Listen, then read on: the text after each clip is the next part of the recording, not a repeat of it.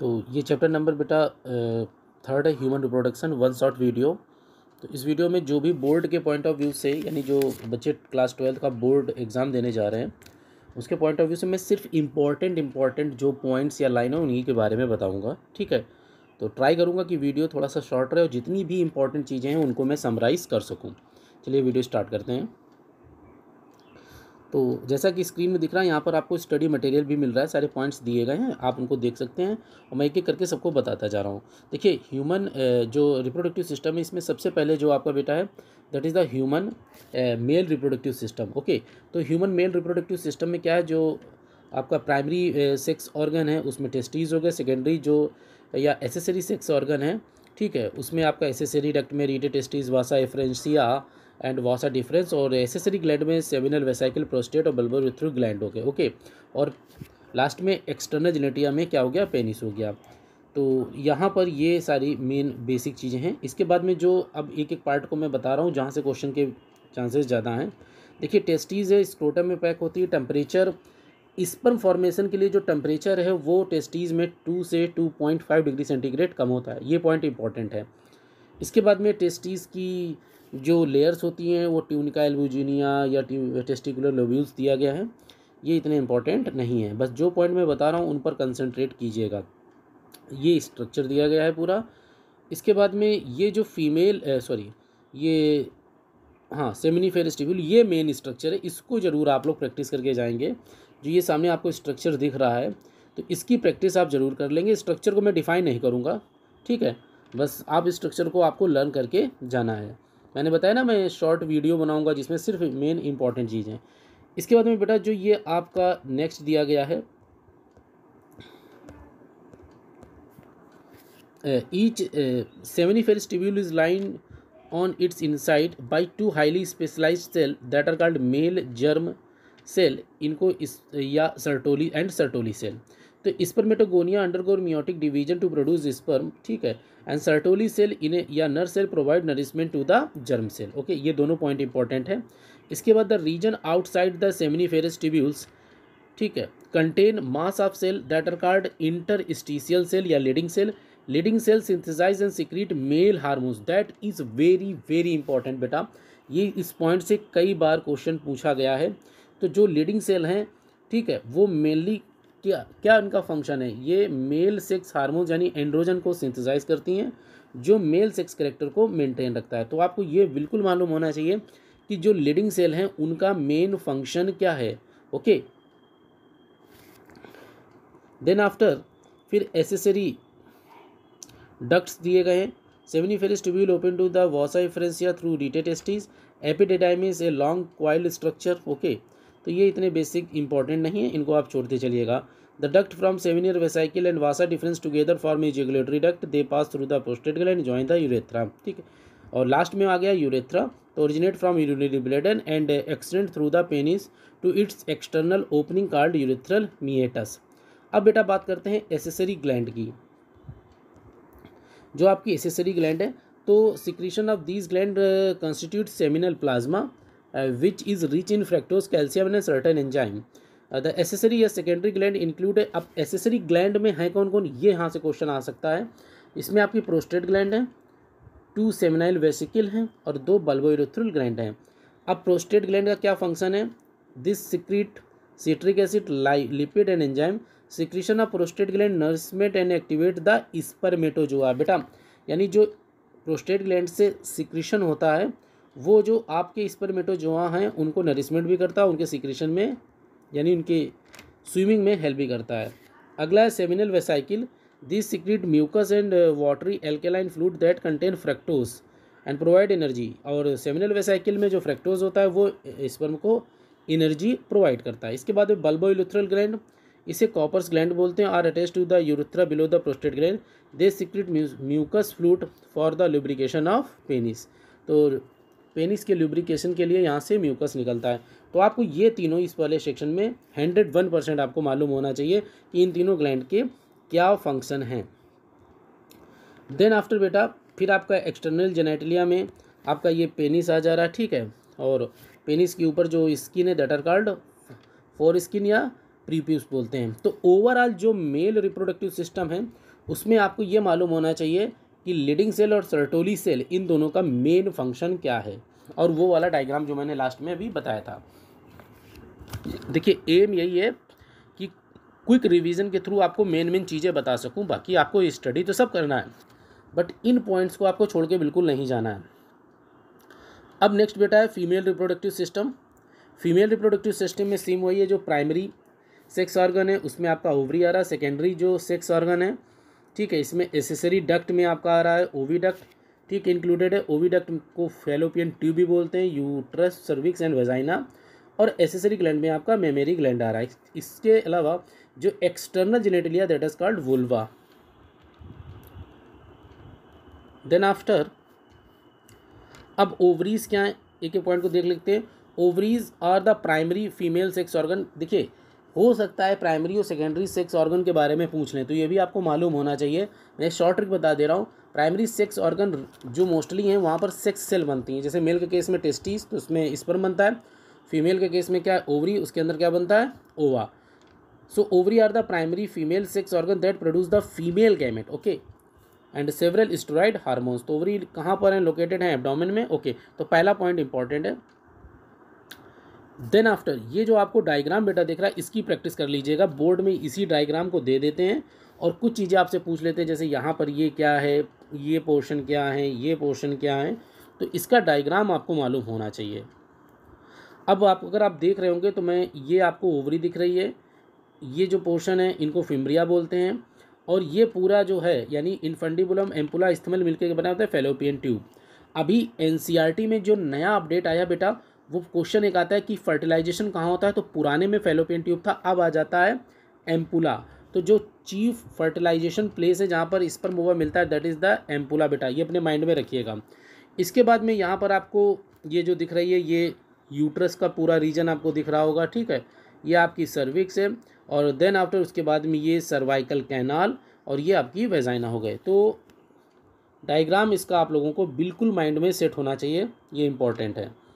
अब सारी चीज़ें यहाँ पर दी गई हैं कि जो एसेसरी डक्ट है उनके क्या फंक्शन है, इनफंटिबुलम, फिम्प्लिया, एम्बुला, इस्थमस, मैंने बता दिया।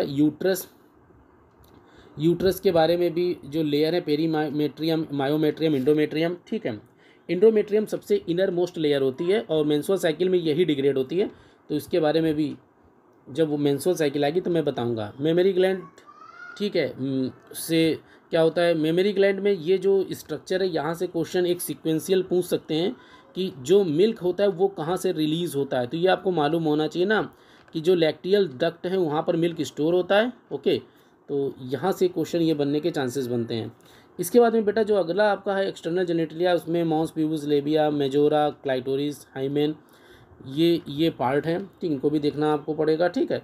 इसके बाद में मेन बेटा आ जाता है, अब अगला पार्ट आता है गैमेटोजेनेसिस, वेरी वेरी इंपॉर्टेंट मैं बता रहा हूँ, यानी स्पर्म का और ओवा का formation that are called gametogenesis, sperm formation that are called spermatogenesis, okay, and ova का जो फॉर्मेशन होता है उसको oogenesis बोलते हैं।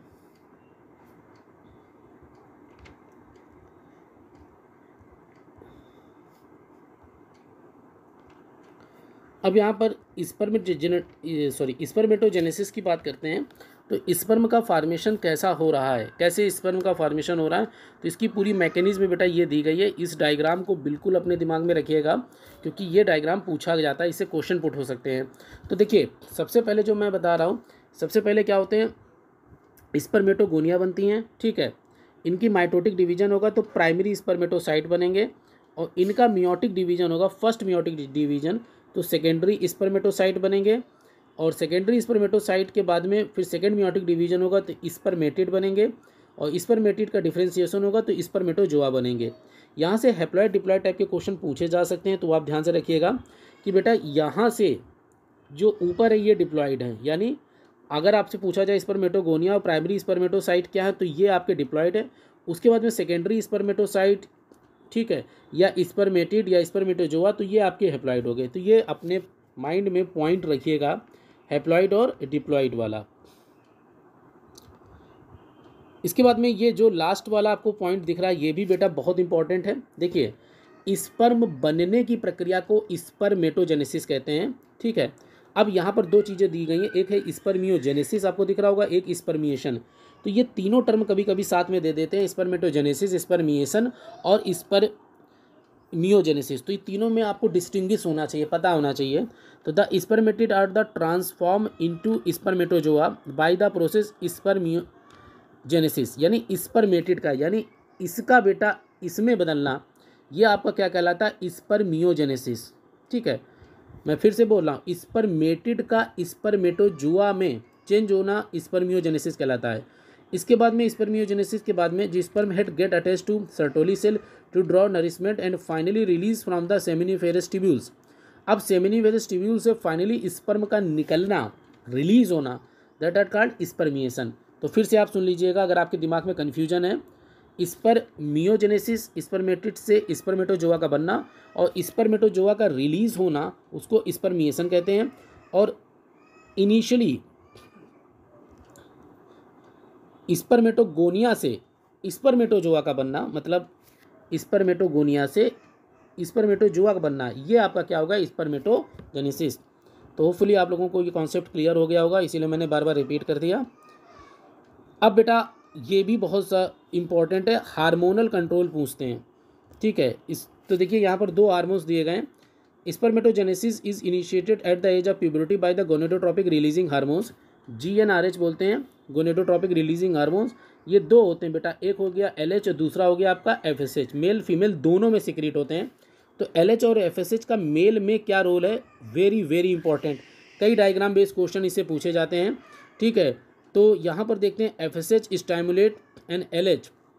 ठीक, तो FSH stimulate Sertoli cell to secrete some factor which help in spermatogenesis. Okay, यानी कुल मिला के जो FSH है वो बेटा रिस्पॉन्सिबल है स्पर्मियोजेनेसिस के लिए, और LH लीडिंग सेल, ठीक है, LH act on the Leydig cell and cause the secretion of androgen. और LH क्या करता है, लीडिंग सेल पर एक्ट करके एंड्रोजन को सिक्रीट कराता है, यानी एंड्रोजन आपका क्या है, मेल सेक्स हार्मोन। तो बेटा ये 2 बहुत इंपॉर्टेंट है, कई बार पूछा गया है, तो ये आप लोग बहुत ही केयरफुली लर्न करके जाइएगा।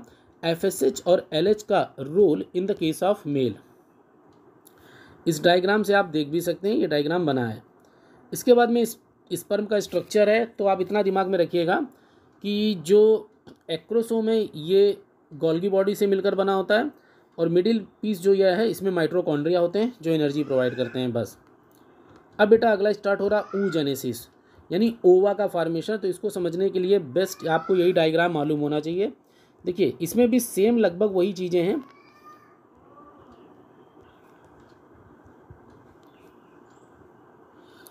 तो बेटा ये oogenesis है। ठीक है, तो oogenesis का प्रोसेस में सबसे पहले क्या होता है, जो oogonia होती हैं, ठीक है, उनमें माइटोटिक डिफ्रेंसिएशन होगा और प्राइमरी oocyte बनेगा। देखिए प्राइमरी oocyte जो बनता है फीमेल के केस में, वो जब बेबी होता है, मतलब वो उसका बर्थ नहीं होता, उसी समय बन जाते हैं। तो ये थोड़ा फीमेल में एक अजीब टाइप की प्रक्रिया है, मतलब कि उसमें ओवा का फॉर्मेशन, यानी ओवा नहीं, प्राइमरी oocyte का फॉर्मेशन बिफोर बर्थ हो जाता है। ठीक है, उसके बाद में जब बेटा प्यूबर्टी का समय आएगा, यानी नियर अबाउट 13 के समय, तो वहाँ पर फर्स्ट मियोटिक डिवीजन वो कंप्लीट हो जाएगा, और उस समय प्राइमरी oocyte से आपका सेकेंडरी oocyte बनेगा। ठीक है, और उसी समय यहाँ पर फर्स्ट पोलर बॉडी बनेगी, इसका कोई रोल नहीं होता है। और फिर बेटा सेकेंडरी जो oocyte है उसका सेकेंड मियोटिक डिवीजन होगा, तो यहाँ पर ओवम बनेगा और सेकेंड पोलर बॉडी का फॉर्मेशन हो जाएगा। तो ये जो पूरा प्रोसेस है इसी को बोल देते हैं ओव्यूलेशन, मतलब oogonia से ओवा का बनना।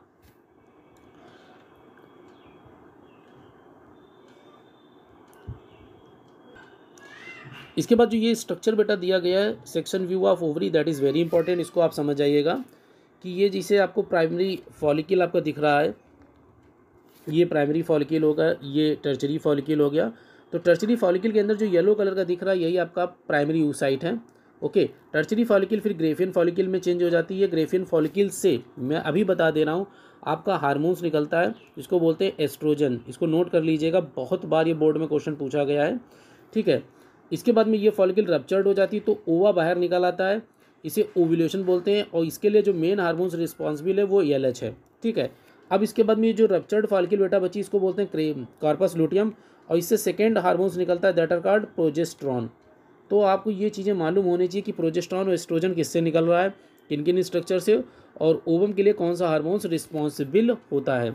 ये सारी चीज़ें बोर्ड में कई बार पूछी गई, तो इनको मैं बता रहा हूँ। इन चीज़ों को बिल्कुल दिमाग में रखिएगा, डोंट फॉरगेट दिस थिंग्स, ठीक है। इनको अपने माइंड में बहुत ही अच्छी तरीके से स्टोर कर लीजिएगा। अब बेटा इस चैप्टर का जो सबसे इम्पॉर्टेंट पोर्शन है that are called menstrual cycle, सबसे इम्पॉर्टेंट। इससे क्वेश्चन एवरी ईयर आता है, क्वेश्चन जाना ही नहीं है, बहुत ही रेयरली होगा जो क्वेश्चन आए, तो इस टॉपिक को तो बिल्कुल नहीं छोड़ना है। चलिए स्टार्ट करते हैं इसको।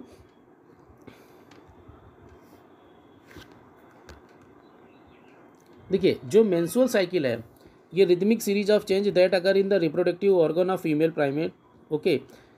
तो जैसे monkey, ape in human being is called menstrual cycle, और ये टोटल 28 से 90 डेज का ड्यूरेशन है। First appearance of menstrual cycle puberty के समय होती है, जिसको मीनार्की बोलते हैं। The phase of women life when ovulation और मेंस्ट्रुएशन स्टॉप, उसको मीनोफाज बोलते हैं, जब इस साइकिल नहीं होती है, ठीक है। मेंस्ट्रुअल साइकिल के 4 बेटा फेज हैं जो स्क्रीन में अभी आपके सामने आ रहे हैं। देखिए ये जो डायग्राम है, ये डायग्राम आई थिंक मुझे लगता है 10 टाइम्स बोर्ड में पूछा गया है, ये वाला डायग्राम। अभी मैं इसको डिटेल में बताऊंगा, पहले तो ये ज़रा इसके पॉइंट्स हैं, इसको समझ लीजिए। बेटा जो फर्स्ट फेज़ आपको दिख रहा है मेंस्ट्रुएशन फेज़, इसमें क्या होता है, the menstruation flow result due to the break down of endometrium lining of uterus and it blood vessels that are discharge through the vagina. देखिए जो यूट्रस की ये जो लेयर है एपीमाइट्रियम, मियोमाइट्रियम और इंडोमाइट्रियम, सबसे ये लेयर इंडोमेट्रियम की ब्रेक हो जाती है, ब्लड निकलता है, ठीक है, अनफर्टिलाइज्ड ओवा के साथ, यही इसी को मेंस्ट्रुएशन फेज़ बोलते हैं। 3 to 5 डेज़ का ये फेज़ होता है, 3 to 5 डेज़ का ये फेज़ होता है। तो अब इस डायग्राम को मैं थोड़ा सा जूम करके आपको बताने की कोशिश करूँगा, ठीक है। तो आप डायग्राम से ये चारों स्टेजों को समझ सकते हैं। देखिए जो आपको फर्स्ट फेज़ दिख रहा है इसका, ठीक है, फर्स्ट फेज़ दिख रहा है ये मेंस्ट्रुएशन फेज़ है। देखिए ये डायग्राम ऐसे ही दे देते हैं बेटा, ये आपको ग्राफ ऐसे दे देंगे ये, और पूछेंगे ये कौन कौन से हैं। एलएच हटा देंगे, एफएसएच हटा देंगे, एस्ट्रोजन हटा देंगे, प्रोजेस्टेरोन हटा देंगे, ओव्यूलेशन हटा देंगे, ये सारे पॉइंट हटा सकते हैं, ठीक है। तो इनकी जगह पर आपको फिल करना होता है। तो इस डायग्राम को आप 10 टाइम्स बना के बिल्कुल प्रैक्टिस कर लीजिएगा। देखिए जो फर्स्ट फेज़ है मेंस्ट्रुएशन फेज़ है, ये 3 to 5 डेज़ का है। इस फेज़ में ब्लीडिंग होती है, ठीक है। अब देखिए इस स्टेज में क्या हो रहा है बेटा, पहला जो एस्ट्रोजन और प्रोजेस्टेरोन का लेवल है वो नॉर्मल है, ठीक है। और इस समय जो आपका डेवलपिंग फॉलिकल है वो ग्रो कर रहा है, ठीक है। डेवलपिंग फॉलिकल क्या कर रहा है, ग्रो कर रहा है। और एफएसएच और एलएच का लेवल भी नॉर्मल है, ओके। इसके बाद में अगला जो फेज़ आ रहा है फॉलिकुलर फेज़ या प्रोलिफरेटिव फेज़ हो रहा है। इस यहाँ पर से क्या होगा बेटा, अगर आप देखेंगे तो मेंस्ट्रुएशन स्टॉप हो जाता है। मेंस्ट्रुएशन स्टॉप होने के बाद में इंडोमेट्रियम की लेयर रीजनरेट होना स्टार्ट होती है। एस्ट्रोजन और प्रोजेस्टेरोन का लेवल धीरे धीरे क्या होता है, इंक्रीज होना शुरू हो जाता है ब्लड में, ठीक है। और यहाँ से एलएच का भी लेवल बढ़ना शुरू हो रहा है। इसके बाद में जो मिड फेज़ आती है, ठीक है, ये 14 डेज़ बेटा यहाँ पर होता है, ये वाला जो मैं बता रहा हूँ, यहाँ पर ये वाला फेज़ कंसंट्रेट कीजिएगा, ठीक है। इसको बोलते हैं ओवुलेटरी फेज़। इस फेज़ में क्या होता है, जो ग्रेफियन फॉलिकल है, मेच्योर ग्रेफियन फॉलिकल, उससे बेटा ओवा रिलीज हो जाता है, ध्यान से समझिएगा। तो और इसके लिए जो मेन हार्मोन्स रिस्पॉन्सिबल है, देखिए एलएच है। एलएच का पीक यहाँ पर सबसे ज़्यादा है, ठीक है। तो ये क्वेश्चन कई बार बोर्ड में पूछा गया कि ओवुलेशन के लिए कौन सा हार्मोन्स रिस्पॉन्सिबल है, तो बेटा एलएच भी आप टिक करके आएंगे।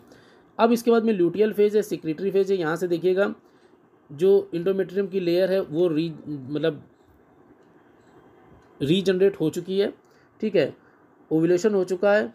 ओव्यूलेशन के बाद में जो ये फॉलिकल बची इसको बोलते हैं कार्पस लूटियम।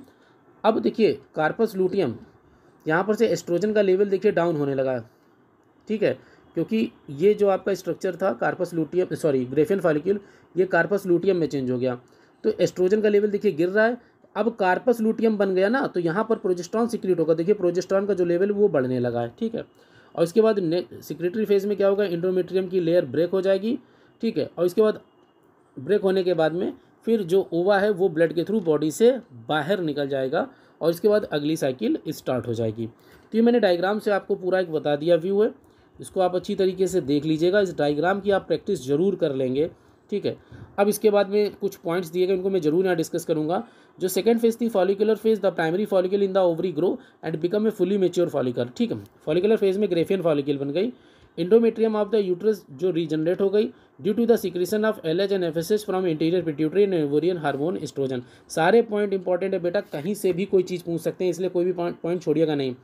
और ये कितना चलता है, 14 डेज़ का। इसके बाद में ओवुलेटरी फेज है, रैपिड सिक्रीशन, मैंने बताया था ना एलएच का लेवल बढ़ जाता है, 14वें दिन तो क्या होता है, LH सर्ज बोलते हैं और इस कारण ओव्यूलेशन हो जाता है, very important, okay, don't forget this thing. इसके बाद में बेटा अगला जो आ रहा है दैट आर सॉरी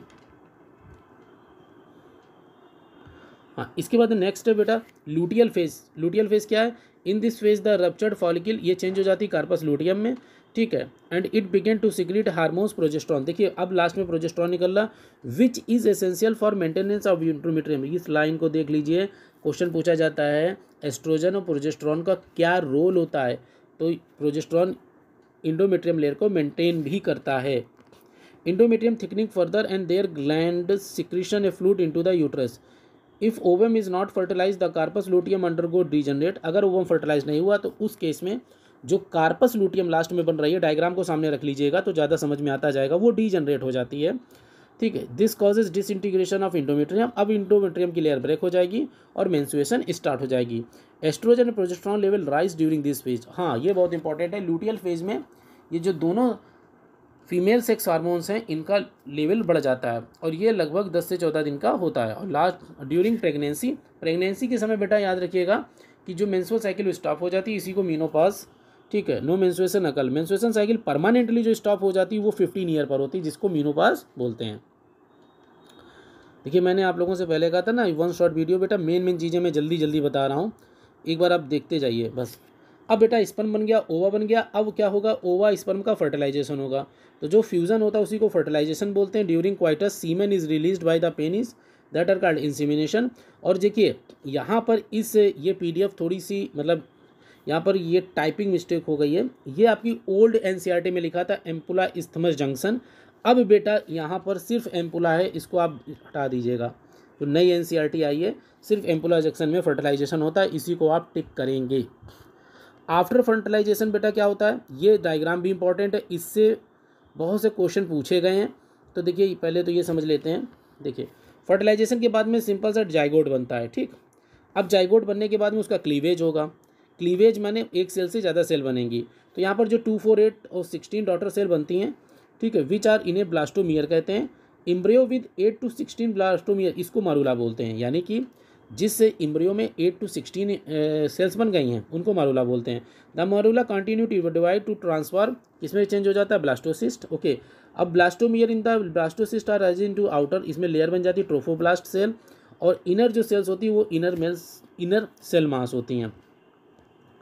अब ये आप देख सकते हैं डायग्राम बहुत इंपॉर्टेंट है बेटा, प्रैक्टिस कर लेना इसकी, ठीक है। यहाँ पर सिंपल सा ये दिया गया है कि कब कौन कौन सी स्टेजेस हैं और किन स्टेजेस में। ये ओवम हो गया, ठीक है, ये सेकेंड स्टेज B हो गया 2 सेल्ड, उसके बाद में ये आपका 4 सेल्ड हो गया, उसके बाद में 8 to 16 सेल जब हो जाता है, देखिए सारी यहाँ पर भी A B C D E F G H दिया गया, इनका डिटेल में ये दिया गया, तो इससे आप समझ सकते हैं, ठीक है। F स्टेज में क्या हो रहा है, ठीक है, उसके बाद में G स्टेज आ रही है, G स्टेज में यहाँ पर, और H स्टेज में ये ट्रांसफार्म हो गया, ओके, F हो गया, ठीक है। तो 8 to 16 स्टेज में ये जो आपका मारूला होता है वो यहाँ पर आके यूट्रस में इम्प्लांट हो जाता है। अब मेन आ जाता है प्रेगनेंसी एंड एम्ब्रायनिक डेवलपमेंट। यहाँ पर हार्मोन से रिलेटेड कुछ क्वेश्चन पूछे गए हैं, उनके बारे में बता रहा हूँ। The cell of trophoblast differentiate into inner and outer layer. The outer layer is called the chorion and form a chorionic villi which are finger like projection that grow into the endometrium. An intimate connection, अब देखिए ये question है placenta पूछा जाता है किससे बनता है, ठीक है। An intimate connection is establish between chorionic villi and uterine tissue, ये दिमाग में रखना, कोरियोनिक विलाई और uterine tissue that are called chorionic villi and uterus tissue become integrated and form a structure and functional unit between the developing embryo and maternal body, यानी embryo और maternal body के बीच में जो junction बनता है that are called placenta, okay. अब placenta क्या करता है, इसका बहुत इंपॉर्टेंट रोल है बेटा, ये कई बार पूछा गया। ये नरिशमेंट और ऑक्सीजन प्रोवाइड करता है, CO2 को रिमूव करता है और act as endocrine tissue and produce several hormones. अब इससे बेटा बहुत से हार्मोन्स निकलते हैं। पहला है HCG, ठीक है, ह्यूमन कोरियोनिक गोनेडोट्रोपिन। दूसरा है HPL, ह्यूमन प्लेसेंटल लैक्टोजन। तीसरा estrogen progesterone that are essential to maintain pregnancy. बिल्कुल दिमाग में रखिएगा बेटा, ये कई बार पूछा गया है, मैं वेरी इंपॉर्टेंट कर रहा हूँ। इन लेटर फेज ऑफ प्रेगनेंसी दूसरा एक हार्मोन्स निकलता है relaxation, is also secrete by the ovary. देखिए ओवरी से निकल रहा है, ठीक है, तो ये भी आपको मालूम होना चाहिए, ठीक है। ये मैंने बेटा जो पॉइंट आपको बताए हैं इनको दिमाग में रखना। ये हार्मोन्स पूछे जाते हैं कि प्रेगनेंसी हार्मोन्स कौन कौन से हैं, तो ये पूरा पोर्शन आपको दिमाग में रखना है। अदर हार्मोन्स, प्रेगनेंसी के समय जो दूसरे हार्मोन्स है estrogen, progesterone, cortisol, prolactin, thyroxine are increase, ये भी बढ़ जाते हैं, ठीक है। तो essential for supporting foetal growth के लिए ये ज़रूरी होते हैं, ठीक है। तो मेन जो प्रेगनेंसी हार्मोन्स हैं वो आपके ये हैं, इनको बिल्कुल पैक कर लीजिएगा। अब इसके बाद में जो लेयर होती है एक्टोडर्म, मीजोडर्म, इंडोडर्म, और ये डायग्राम भी कई बार आपके बोर्ड में पूछा गया है। बिल्कुल ऐसे स्क्रीनशॉट लेके प्रैक्टिस कर लीजिएगा, मैं समझा दे रहा हूँ डायग्राम, ठीक। अंदर जो आपको दिख रहा है बेटा ये आपका एम्ब्रियो है, ये आपका यॉल्क है, ये आपकी यूट्रस की कैविटी दिख रही है, ये प्लेसेंटल विलाई है, ये एम्बिलिकल कार्ड है, ये बेटा जो स्ट्रक्चर आपको दिख रहा है that is the umbilical cord, और ये plug of mucus in cervix है। तो ये डायग्राम को बिल्कुल मत छोड़िएगा, ये भी कई बार पूछा गया है। ओके, अब ये ड्यूरेशन दिया गया है कि 1 मंथ प्रेगनेंसी एम्ब्रियो का हार्ट का फॉर्म होता है, सेकेंड मंथ में क्या होता है फिटस में लिम्फ बन जाते हैं, हाथ पैर मतलब उंगलियां, डिजिट्स। थर्ड मंथ में क्या होता है ऑर्गन का सिस्टम डेवलपमेंट होने लगता है, हेयर जो बॉडी पर आने लगते हैं हेड ऑफ फिटस में वो 5th मंथ में आने लगते हैं। 6th मंथ में क्या होता है आईलिड बनने लगती हैं, ठीक, आईलेसेस। 9th मंथ में पूरा फिटल डेवलपमेंट। अब पार्चुलाइजेशन, यहाँ पर से क्वेश्चन पूछा जाता है फिटल इजेक्शन रिफ्लेक्स। देखिए मैं बार बार सिंपल सा बता देता हूँ आपको कि क्वेश्चन कौन पूछे गए। ये 2 मार्क्स के पॉइंट ऑफ व्यू से बहुत इंपॉर्टेंट क्वेश्चन है कि ये क्या होता है। चलिए इसको समझते हैं। देखिए the average duration of the pregnancy 9 month का होता है, that are called gestation period. The act of expelling of full term foetus from the mother